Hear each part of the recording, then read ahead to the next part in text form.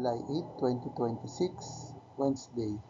Narito po muli ang Batang Pista para magbigyan ng mga tips at biya para sa pakarera ng Metro Manila Turf Club kung saan meron po tayong 7 pakarera na nagsisimula sa ganap na alas 5:30 ng hapon. Tara, umpisa na po natin.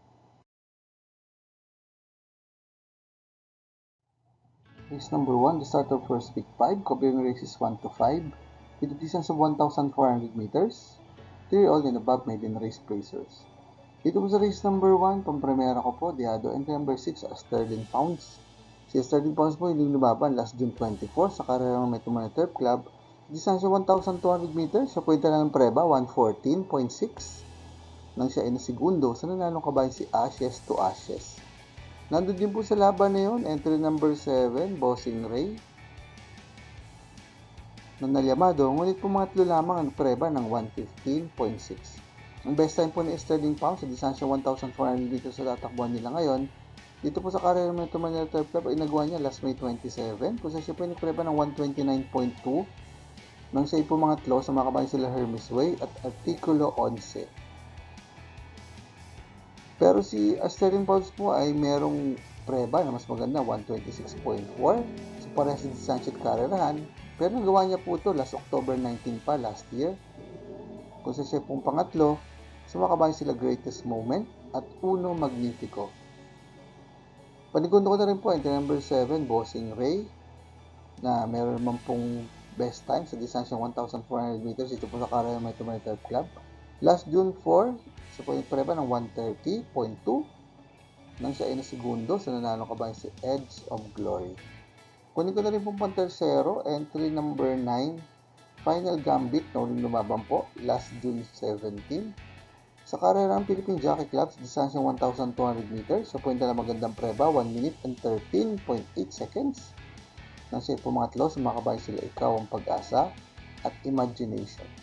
Wala pa po siyang takbo sa distansyang 1,400 meters, ito po sa karera ng Metro Manila Turf Club. Good luck po. Race number 2, the start of pick 6, covering races 2 to 7. With a distance of 1,400 meters, speed accommodating base sa decapping system race class 3, 57 to 70 speed. Tapos race number 6, meron po tayo ritong carryover na 1,817,194.83 sa pick 6 po yan. Dito po sa race number 2, susuluhin ko po entry number 1, Romantic Story. Si Romantic Story po, yung lumaban last June 17. Sa kanya pong barrier race sa karera ng Philippine Jockey Club sa distansya 1,200 meters, sa puwenta ng preba 112.2. Ang huling laban niya po ay nagawa niya last December 28. Sa karera po ng Philippine Jockey Club sa distansya 2,000 meters, so po ay nagpreba ng 2 minutes and 3 seconds nang siya ay pumang-apat. Sumakabay sila Ace of Diamonds at Birchstone. Ang huling laban niya mga pong naitala sa karera po ng Metro Manila Turf Club ay nagawa niya last December 21. Sa distansyang 1,600 meters, kung sa point lang magandang preba, 139 sarado. Nang tinalo niya, makabayan sila Sherbet Fountain at Extraordinary. Ang huling laban niya pong naitala naman sa karera po ng Metro Manila Turf Club sa distansyang 1,400 meters sa tatakbo nila ngayon, ang nagawa niya last November 2 kung saan siya po nagpreba ng 125.6. Nang siya ay pumang-5, sumakabayan sila Legitify, Salesius at Diversity. Good luck po. Race number 3, the start of second pick 5, covering races 3 to 7. With a distance of 1,400 meters, speed operating base ang decapping system race class 4, 42 to 56 feet. Dito po sa race number 3, pang-primera ko pa rin po, entry number 6, Mangantana. Si Mangantana po ay lumaban last June 27. Sa karera po ng Metro Manila Turf Club, sa distansya 1,400 meters, at sa pwedeng preba ng 127.8. Nang siya ay nalyamado, ngunit na segundo lamang, sa nanalong kabayan si Babe and Hablot. Nandun din po sa karera ng Tomarcero, entry number 1, Cerveza, na nagpreba naman po ng 128.2. Kunin yung panigundo, entry number 2, Walok, na uling lumaban po last June 13, sa karera po ng Metro Manila Turf Club, sa distansya 1,400 meters, at siya po ay nagpreba ng 128.6, na siya ay nasigundo, sa nanalong kabayan si Dos de Julio. Patrosero ko na rin po, entry number 1, Cerveza, na huling laban nga po, nung siya ay Tomarcero, sa nanalong kabayan si Baby Hablot at Mangantana at nagpreba po ng 128.2. Good luck po. Paalaala mga katropang karerista, please click like, subscribe, and hit the notification button para makatanggap ng mga updated videos and race results. Race number 4, this are to pick 4, covering races 4 to 7. With a distance of 1,400 meters, speed accommodating base, handicapping system race class 4, 42 to 56 feet. Dito po sa race number 4, pang-primero ka po, Diadong Calooc. Entry number 9, Bill Jordan. Si Bill Jordan po, nagaling sa bakasyon, ay yung lumaban last June 27. Sa karayan po ng Metro Turf Club, distansya 1,200 meters, sa punta ng preba, 1 minute and 15.4 seconds. Ang last official niya po ay nagawa niya last November 16 pa sa karayan po ng Philippine Jockey Club. Sa distansya 1,200 meters, sa punta ng preba, 2 minutes and 5 seconds. Nang siya ay na segundo, sa magaling na kayo si Bea Bell. Tinalo niya po rin sa tati niya ng tumersya na si Bashiru. Ang uling laban niya naman pong naitala sa distansya 1,400 meters sa kalalabanan nila ngayon dito po sa karera ng Metro Turf Club ay nagawa niya last August 7 pa, 2025. So pinipreba ng 1 minute and 25.8 seconds. Nang tinalo niya, makabayan sila Gamer Winner at Upscale Bell. Sakali naman po hindi maganda itatakbo, entry number 9, Bill Jordan. Kunin ko pong panigundo, entry number 4, Style and Profile, na lumabang po last June 27 sa karera pa ng Metro Turf Club. Sa distansya 1,400 meters sa tatakbuhan nila ngayon, sa point na magandang preba, 126 sarado. Nang tinalo yung malayo, ang mga kabayan sila Lucky Hilda at Hakim. Pantersero ko na rin po, entry number 5, Batang Pasay, na lumabang po last June 28. Sa karera ng Metro Turf Club, sa distansya 1,600 meters, sa point na magandang preba, 1 minute and 40.8 seconds. Nang siya po mga-anim, sa mga kabayan sila Masukala at Sky Warrior. Pinakamagandang preba niya pong natala sa ngayon sa distansya 1,400 meters sa paglalabanan nila ay nagawa niya last January 24 sa preba ng 125.6 ang tinalo ng malayo. Ang mga kabayan sila Bloomington at Silveira. Good luck po.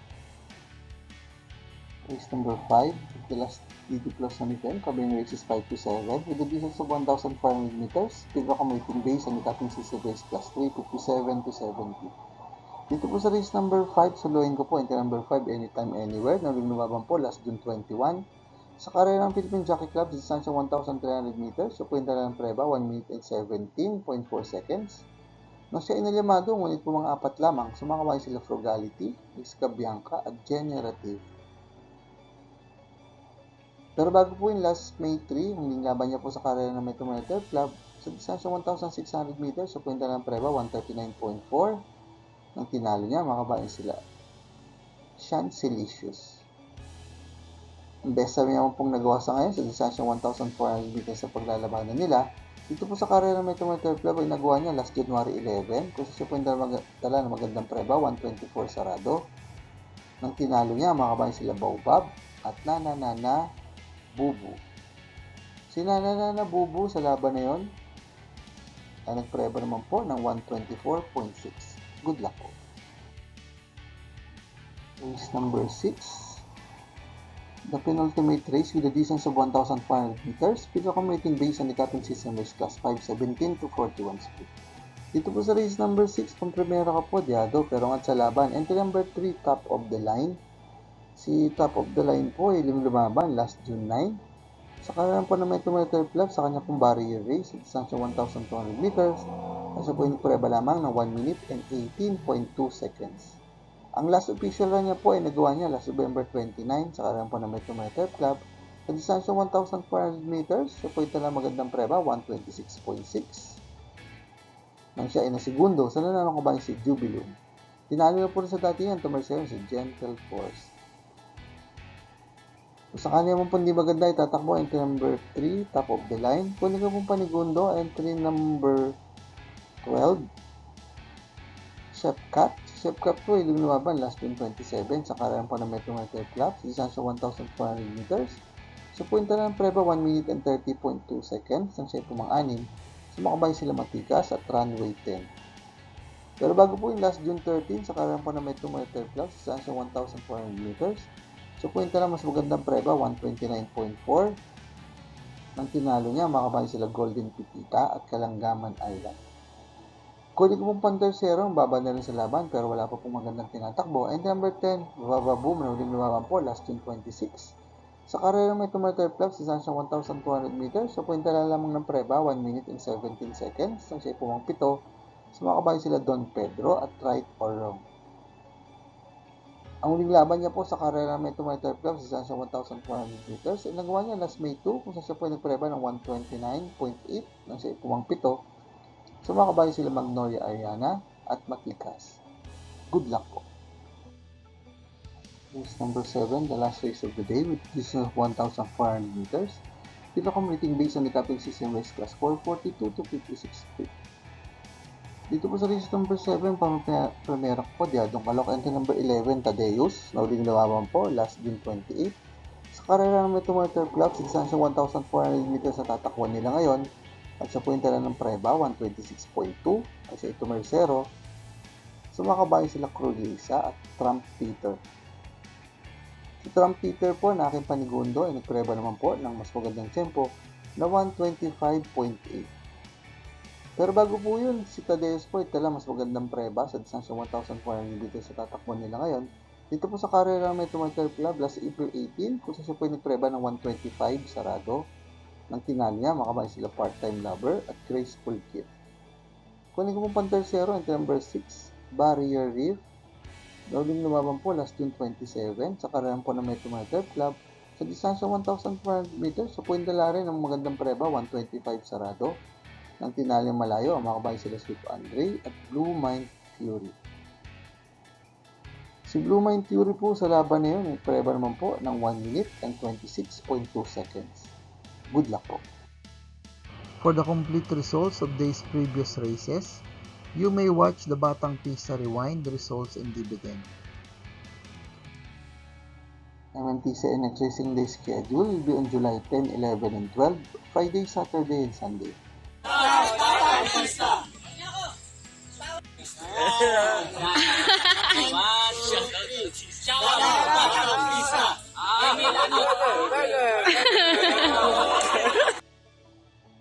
Maraming salamat po sa ating mga bagong subscribers at mga kapista.